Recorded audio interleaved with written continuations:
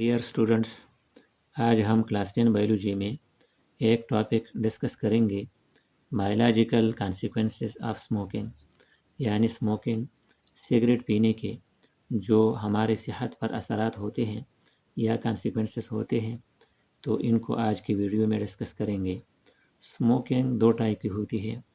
एक होता है एक्टिव स्मोकिंग, इसमें डायरेक्टली कोई सिगरेट स्मोक करता है, पीता है।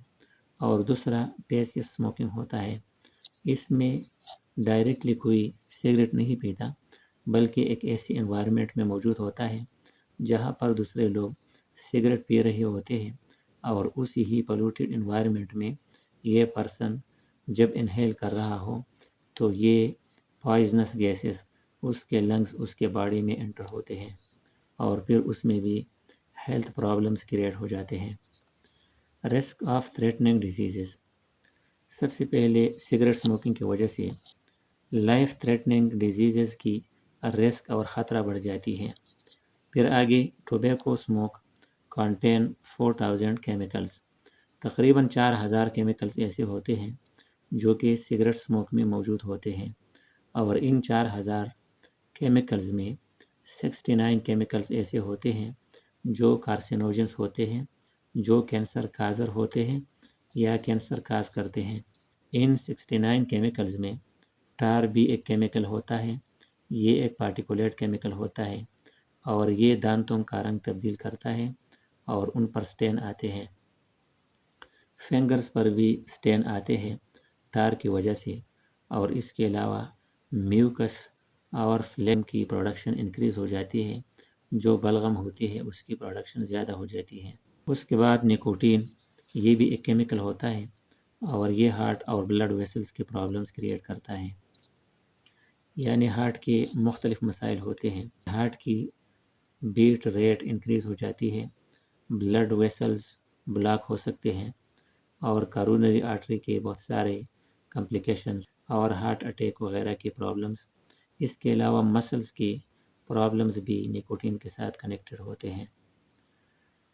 फिर है कार्बन मोनोऑक्साइड। सिगरेट स्मोक में कार्बन मोनोऑक्साइड भी पैदा होता है। ये हमारे लंग्स और ब्रोंकस या ब्रोंकाई को इफ़ेक्ट करते हैं, यानी लंग्स की बीमारियाँ और ब्रोंकाइटिस, जो कि ब्रोंकस की इन्फ्लेमेशन और ईयर पैसेज वे वो कम हो जाती है, नैरो हो जाती है।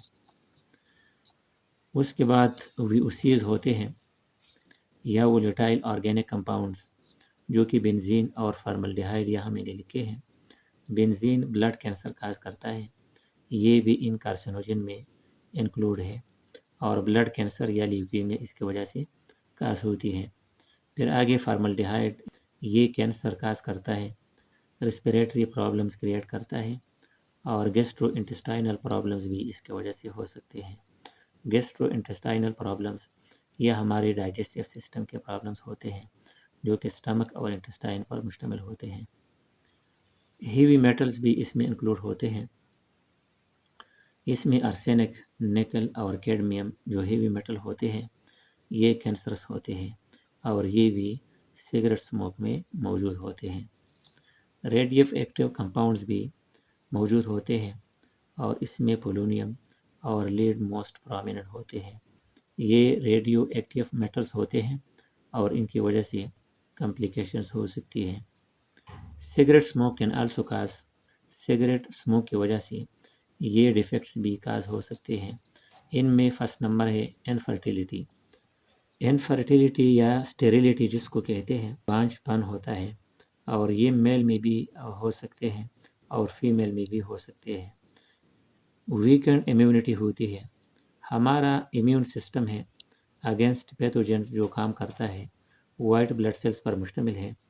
ये हमारा इम्यून सिस्टम ये वीक हो जाता है और स्टमक के अल्सर्स भी हो सकते हैं, यानी स्टमक की म्यूकस मेम्ब्रेन में सुराख पड़ सकते हैं, जिसको स्टमक अल्सर कहते हैं। ये आज का हमारा टॉपिक था, biological consequences of smoking. Okay, thank you.